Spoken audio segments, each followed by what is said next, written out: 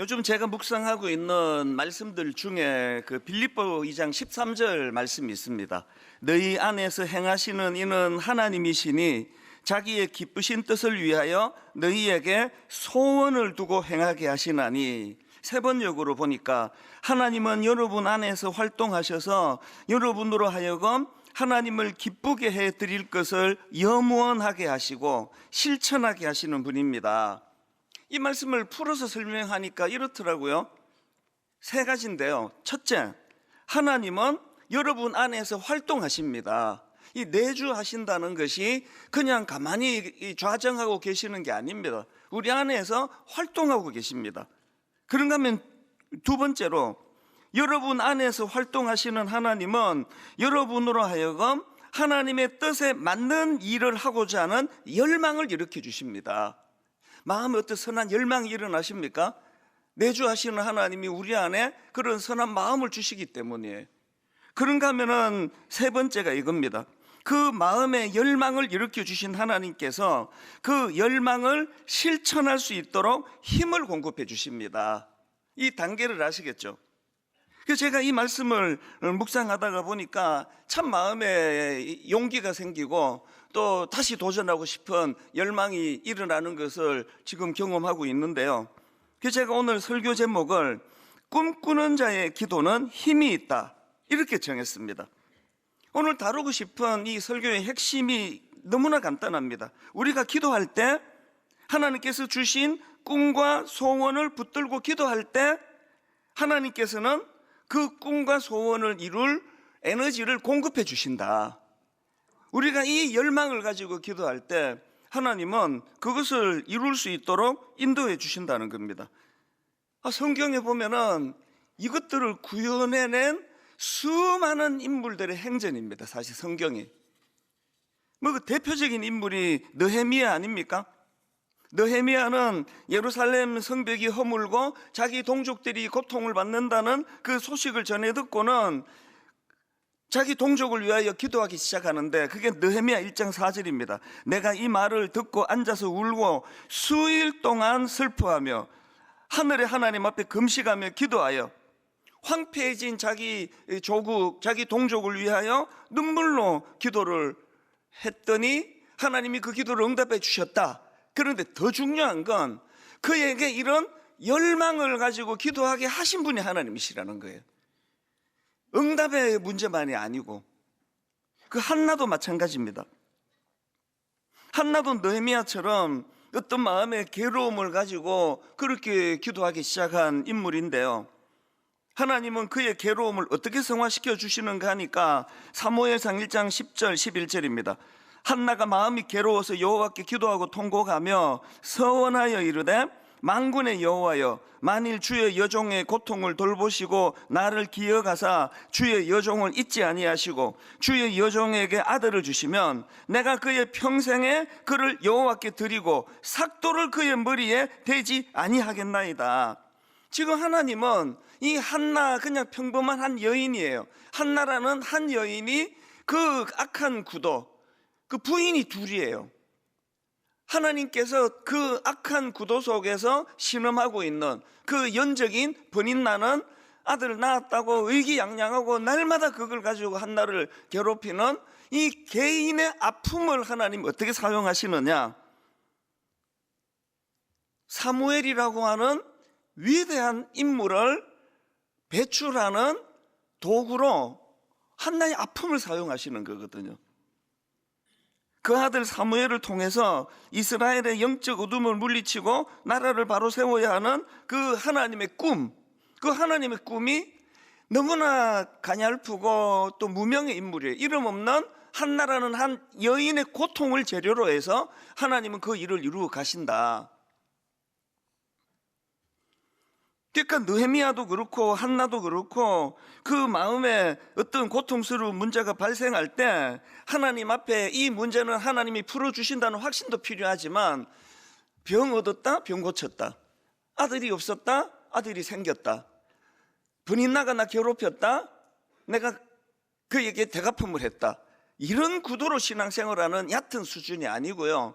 하나님은 저의 결핍을 통해, 여러분의 고통을 통해, 이것을 통해 기도하게 하시고 그것이 소원을 두고 우리에게 행하고자 하시는 하나님의 소원을 풀어나가는 재료로 쓰신다는 거거든요. 이것이 얼마나 가슴 벅찬 그런 깨달음인지 모르겠습니다. 그래서 시편 37편 4절 5절 또 여호와를 기뻐하라 그가 내 마음의 소원을 내게 이루어 주시리라 내 길을 여호와께 맡기라 그를 의지하면 그가 이루시고 예레미야 33장 3절 너는 내게 부르시더라 내가 너에게 응답하겠고 내가 알지 못하는 크고 은밀한 일을 내게 보이리라. 또 마가복음 9장 23절 예수께서 이르시되 할 수 있거든이 무슨 말이냐 믿는 자에게는 능히 하지 못할 일이 없느니라. 여러분 그 자녀 아들 딸 대학 보내신 여러분 그 아이가 고3 때 이런 말씀 엄청 많이 묵상하셨죠. 그리고 많이 기도하셨죠. 새벽에 나와서 부르짖으셨죠. 그래서 응답을 받으셨죠.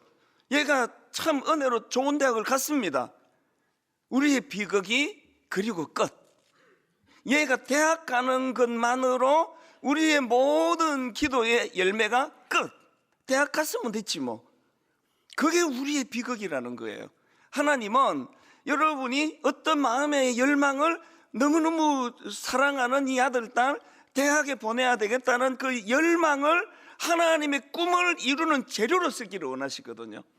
기도하니까 응답이 일어나네. 기도하니까 응답이 일어나기 전에 내 마음의 회복이 일어나네. 이 아이를 향한 소망이 생기네. 다 경험하셨잖아요. 그리고는 합격증 받는 순간 끝.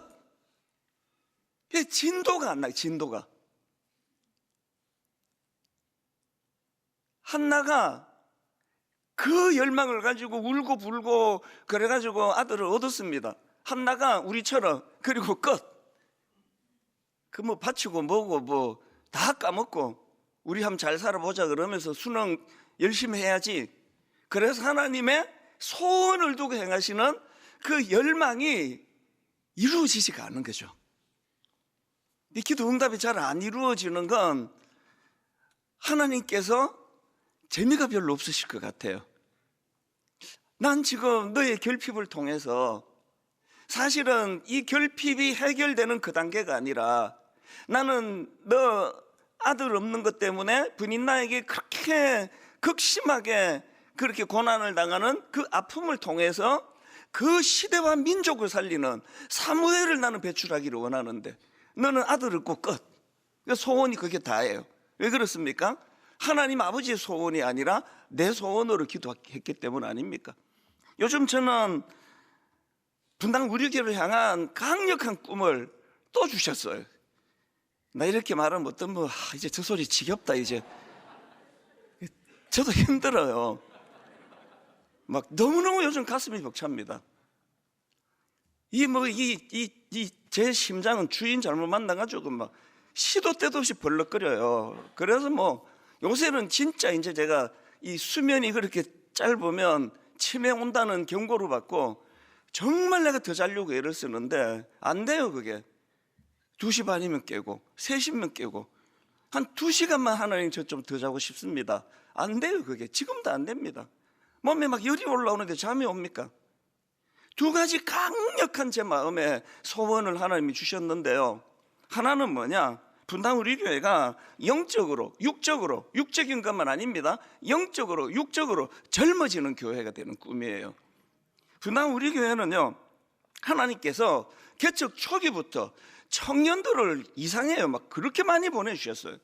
그 개척 초기에는요, 한 50대 60대 그때 제가 만 40살 때니까 어른들이 여러 번 그런 일이 있었습니다. 목사님, 분당 우리 다 좋은데 그냥 민망해서 못 다니겠습니다.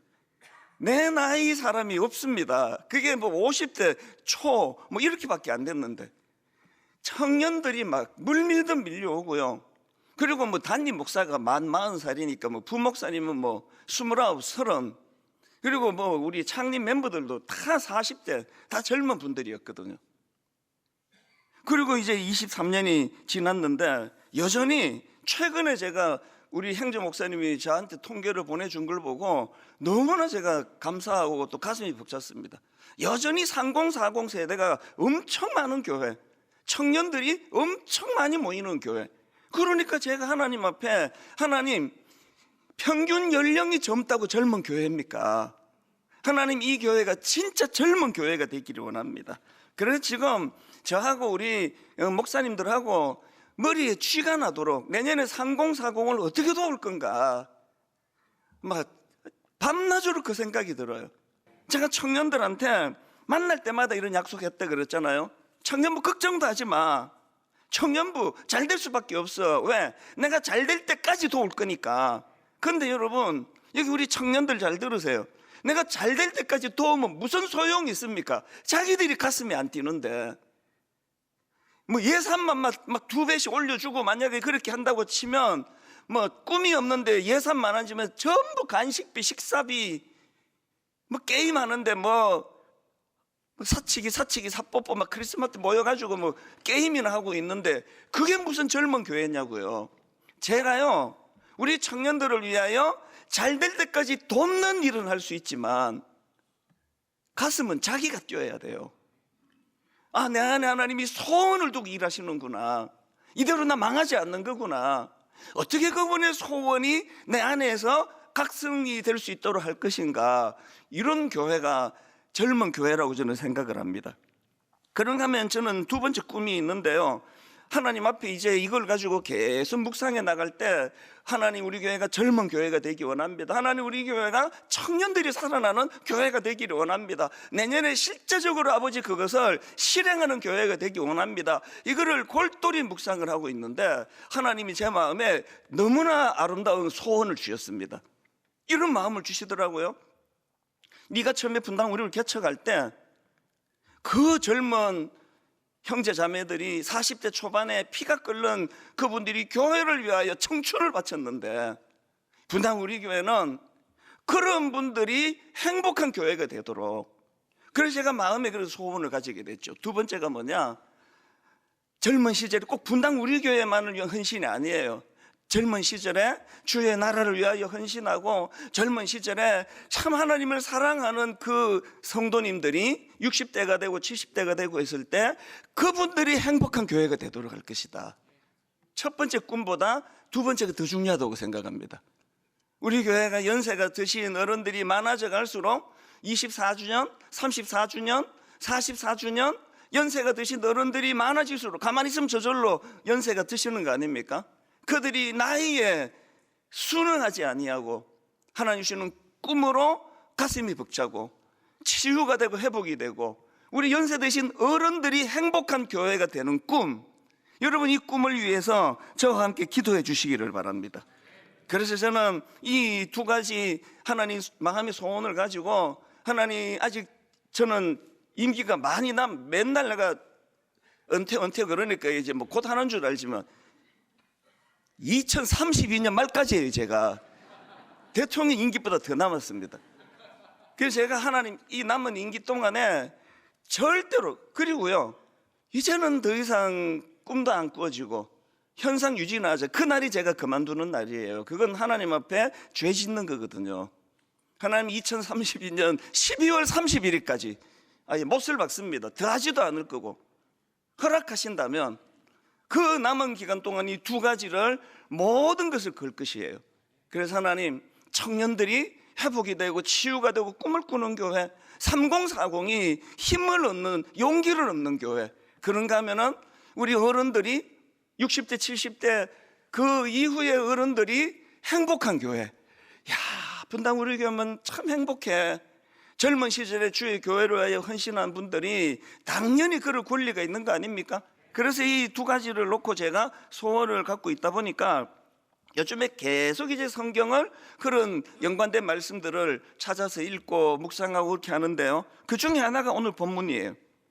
에베소서 3장 14절부터 이제 오늘 19절까지를요 이제 두 주에 걸쳐서, 이제 다음 주는 크리스마스라서 성탄 설교를 하고 또 그 다음 주에 이제 두 번째 설교를 할 건데, 오늘은 앞부분에 있는 말씀을 가지고 에베소서 3장 14절부터 16절까지 말씀을 이제 먼저 나누려고 하는데요, 이런 소제목을 잡아봤습니다. 꿈꾸는 자가 구해야 할 두 가지. 여러분 꿈꾸시기를 바랍니다. 그리고 이걸 구하시기를 바라요.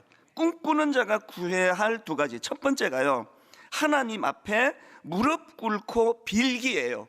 성경을 그대로 인용한 겁니다. 하나님 앞에 무릎 꿇고 그냥 빌기 아닙니다. 무릎 꿇고 빌기입니다. 이게 에베소 3장 14절부터 16절입니다. 이러므로 내가 하늘과 땅에 있는 각 족속에게 이름을 주신 아버지 앞에 무릎을 꿇고 비노니, 무릎을 꿇고 비노니. 여기 보니까 바울이 기도를 이렇게 표현합니다. 하나님께 비는데 무릎을 꿇고 빈대요. 그리고 그렇게 무릎을 꿇고 기도하는 그 기도를 드리는 대상인 하나님에 대해 어떻게 묘사하고 있는가 보니까 하늘과 땅에 있는 각 족속에게 이름을 주신 아버지 앞에. 어떻게 규정한다고요? 하늘과 땅에 있는 각 족속에게 이름을 주신 아버지 앞에. 성경에서요, 그 이름을 지어준다는 것, 이거는 이름을 지어주는 권한, 이건 소유권을 말하거든요. 이 권위를 상징하는 겁니다. 아담에게 이름을 짓는 권한을 주셨다. 그건 그에게 권한을 부여해 주는 거예요. 소유권을 허락해 주시는 거예요. 소유권은 하나님께 있지만 이 모든 것들을 네가 다스릴 수 있는 권한을 너에게 부여해 준다. 그게 이름을 주는 거거든요. 그러니까 지금 바울은 하나님을 창조주 하나님, 그리고 또 통치자 하나님으로 인정해 드리는 차원으로 이런 표현을 쓰고 있는 거거든요. 여러분, 우리가 기도할 때 기도 제목을 점검해야 돼요. 그렇게 시시하게 기도하면 안 되거든요. 근데 기도의 내용을 점검하기 전에 우리가 기도에 대한 이 태도를 바꾸어야 돼요. 하나님을 창조주로, 주권자로, 내 소원을 하나님의 소원으로 성화시켜 이루어주시는 그분에 대한 권위를 인정하는 거기서부터 기도가 시작되는 거 아닙니까? 바울이 기도할 때 가장 먼저 하나님의 존재의 크심, 하나님의 주권, 이걸 인정해 드리는 거거든요. 자꾸 응답에만 초점을 두지 마시고요, 나는 하나님 앞에 그분의 권위를 인정해 드리고 있는가? 그분은 내 마음의 기도 제목을 응답해 주시는 분인가? 하나님은 내 마음에 소원을 두고 날 창조하신 분인가? 이걸 자꾸 선포해 드려야 돼요. 그리고 또 바울이 기도하면서 무릎을 꿇고 기도한다, 빈다. 이 표현이 뭐죠? 성경에서 무릎을 꿇는다는 건 권위에 대한 인정을 말하는 거 아닙니까? 절대 복종을 말하는 거 아닙니까? 삶에서 하나님의 권위를 하나도 인정해 드리지 않으면서 자아가 시퍼렇게 살아있는데 뭐 필요한 것만 달라고 기도하는데 그게 응답이 되겠냐고요. 여러분, 다시 말씀드립니다. 우리가 드리는 기도 내용도 너무 낮아요. 기도 내용도 수준을 높여야 되지만 우리의 태도, 기도하는 태도를 고쳐야 돼요. 하나님의 절대 주권, 하나님은 날 지으셨고 날 지으실 때 절대 소원을 가지고 나를, 목적을 가지고 나를 지으신 분이다. 이 하나님의 주권을 인정해 드리면서 무릎을 꿇고 기도하는, 이건 육신적으로 하는 말이 아닙니다. 내 영혼이, 태도가 무릎을 꿇고 기도하는 하나님 앞에서의 겸손이 나타나게 되기를 바랍니다. 왜 그래야 됩니까? 여러분, 정말 기도 응답받고 싶잖아요. 여러분, 정말 삶에 잃어버린 활력을 되찾고 싶지 않습니까? 여러분, 정말 이제 소원이고 뭐고 뭐 어떻게 사는지 모르겠다, 이런 분들에게 다시 한번 여러분 삶의 목적을 한번 찾고 싶지 않습니까? 그러시려면 날 지으신 하나님을 인정해 드리는 것으로, 나는 우연히 태어난 사람 아닙니다. 나는 그런 존재가 아니에요. 다시 강조합니다. 이런 꿈을 갖고 기도하는 그 기도는 힘이 있습니다. 하나님의 소원을 가지고 그것을 놓고 기도할 때 하나님은 우리의 소원을 응답해 주실 뿐만 아니라 그것을 통로로 한나처럼 하나님의 소원을 이루어 가시는 줄로 믿습니다. 두 번째로요, 우리가 꿈꾸는 자라면 꿈꾸는 자가 구해야 될 기도가 하나 되어 있습니다. 속 사람의 강건함을 구하셔야 돼요. 지금 앞에서 무릎을 꿇고 기도한다는 바울의 태도, 이게 중요하다고 말씀드렸는데요, 그 다음 나오는 16절은 바울의 기도 내용입니다. 이것도 중요합니다. 자, 에베소서 3장 16절입니다. 그의 영광의 풍성함을 따라 그의 성령으로 말미암아 너희 속 사람을 능력으로 강건하게 하시오며. 지금 바울이요, 자기가 지금 뭘 구하고 있습니까? 에베소 교회 성도들을 위하여 환경의 변화가 아니에요. 상황의 변화가 아니에요. 맨날 제 기도가 어느 집사님 취직되게 해주세요, 어느 집사님 사업 잘 되게 해주세요, 이렇게 기도하는 건 굉장히 얕은 목사예요. 여러분의 환경을 위한 기도보다 먼저 되는 건 여러분의 속사람의 강건함이에요. 이 정도 갖고 아무렇지도 않은 듯 흔들리지 않고 그렇게 갈 수 있는 것, 하나님 먼저 그들의 속사람이 강건해지기를 원합니다. 하나님, 우리가 하나님 앞에서 이 영적인 자, 이 내면에 존재하고 있는, 사도 바울이 로마서 7장에서 오호라 나는 공고한 사람이로다, 그 내면에 속사람이 있어가지고 내가 원하지 않은 곳으로 끌고 가려는 이 속사람, 그래서 나는 너무나 공고한 사람이라고 고백했다면 바울이 구했던 것처럼 하나님, 내 속사람을 강건케 하여 주시기 원합니다. 겉으로 목회 잘하고 말빨이 세고 막 리더십이 뛰어나고, 그건 하나님이 주신 게 아니에요. 그거는 하나님이 목회 잘하라고 누구에게나 다 주세요. 그 속사람이 강건해질 때, 요동하지 않을 때, 흔들림이 없이 살아갈 때 하나님이 주신 이 내면의 강함은 저절로 작동되는 줄 믿으시기를 바랍니다. 뭐 리더십 책 같은 거 읽고 뭐 목회의 테크닉 그런 데 관심도 쓰지 않습니다. 하나님, 내 내면이 강하게 되기를 원합니다. 내 속사람이 강건하면 소원을 두고 내게 하나님이 일하시는데 이미 재료 다 주셨거든요. 그 자리가 사람을 만들더라고요. 아무 노력 안 하셔도 됩니다. 이런 면에서는 하나님, 내 내면이 강해지기를 원합니다. 어떤 경우라도. 그래서 고린도후서 4장 16절, 그러므로 우리가 낙심하지 아니하노니 우리의 겉사람은 낡아지나. 잘 들어보세요. 그러므로 우리가 낙심하지 아니하노니 우리의 겉사람은 낡아지나. 내가 60대네요, 70대가 됐네요. 우리의 겉사람은 낡아지나. 그것 때문에 낙심하지 않는 거. 왜? 우리의 속사람은 날로 새로워지는도다. 맨날 환경만 구하고 뭐 장사 잘 되게 해주세요, 뭐 좋은, 우리 아들 좋은 대학 가게 해주세요, 이 환경만 구하니까 내면이 부실하니까 나이만 들면은 그냥 마음이 무너지고, 나이가 들면은 우울해지고, 나이가 들면은 그냥 좋은 시절이 다 끝났다. 농담으로도 그런 얘기 하지 마세요. 좋은 시절이 70대면 왜 끝납니까? 내 생애에 속사람을 강건케 하실 때 내 생애에 가장 좋은 것은 아직 일어나지 않았다. 여기 만약에 70대 우리 어른들 계시면 여러분의 생애에 가장 좋은 거는 70대 안 일어납니다. 80대 일어납니다. 90대 일어납니다. 속사람을 구하면, 속사람이 하나님 앞에서 정돈이 되어 있으면 능력은 이미 주신 거거든요. 그러므로 우리가 낙심하지 아니하노니 우리의 겉사람은 낡아지나 우리의 속사람은 날로 새로워지는도다. 이 구절이 살아나려면 오늘 본문 에베소서 3장 16절을 놓치시면 안 됩니다. 바울이 이렇게 고백합니다. 그의 영광의 풍성함을 따라 그의 성령으로 말미암아, 그의 영광의 풍성함을 따라 그의 성령으로 말미암아 너희 속사람을 능력으로 강건하게 하시오며 내 의지로 말미암아. 이런 일 일어나지 않습니다. 성령으로 말미암아. 내 어떤 인격으로 말미암아 아닙니다. 성령으로 말미암아. 우리가 성령님을 무시하고 살잖아요. 아이 뭐 난 내 주먹을 믿지 뭐 교회는 나가지만 뭐. 여러분, 성령님을 얼마나 무시하세요? 내 안에 계시는 성령님을 여러분이 이게 이 부부간에도 제가 그 이혼 숙녀 보니까 그림자 취급하는 부부가 많더라고요. 와도 얼굴도 안 쳐다보고 가도 얼굴도 안 쳐다보고, 문제 있는 가정의 공통점이 상대방을 그림자 취급하더라고요. 여러분, 성령님을 지금 그림자 취급하고 있는 거 아닙니까? 무슨 성령이 무슨, 내가 하는 거지. 여러분, 그게 나이가 들수록 여러분을 우울하게 만들고 공허하게 만들고 힘들게 만든다는 걸 기억하셔야 됩니다. 그래서 바울이 에베소서 3장 16절 이렇게 기록한 거 우리 보고 니들도 이거 알아야 돼, 그래서 기록한 거 아닙니까? 결론을 제가 이렇게 맺습니다.